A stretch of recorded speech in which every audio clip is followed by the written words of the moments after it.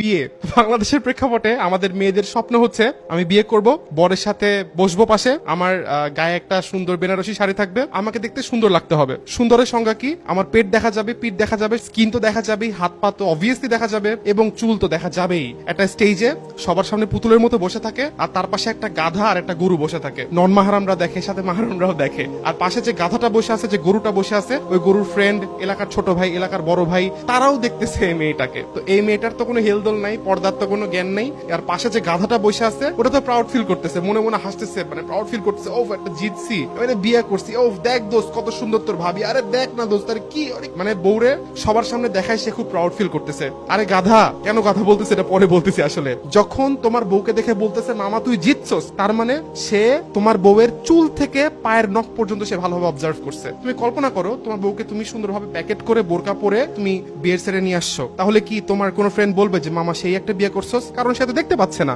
এখন তুমি কল্পনা করো তোমার বউকে তুমি সেটা আনোই নাই, জাস্ট মাহারামের সাথে সে তার ফ্যামিলিতে আছে, তাহলে কি তোমার কোনো ফ্রেন্ড বলতে পারবে যে মামা সেই একটা জিতছস? কারণ সে তোমার বউকে দেখে নাই। তোমার এই জিনিসটা গায়ের হতে লাগে না, আমি নিজে কাবিন নামা দিয়ে, নিজে মোহরানা দিয়ে, নিজে সেট অ্যারেঞ্জ করে, নিজে অনুষ্ঠান করে, নিজে সব কস্টিং মেনটেন করে, নিজের পকেট থেকে টাকা দিয়ে আমি সবাইকে দেখাচ্ছি বউকে, তাই তোমাকে আমি গাধা বললাম। আল্লাহ তাআলা কুরআনে বলেন সেই ব্যক্তি চতুষ্পদ জন্তুর থেকেও খারাপ, বালহুম আদাল, যে চোখ থাকতে দেখে না, যে কান থাকতে শোনে না, যে অন্তর থাকতে উপলব্ধি করে না, সে চতুষ্পদ জন্তুর চেয়েও নিকৃষ্ট।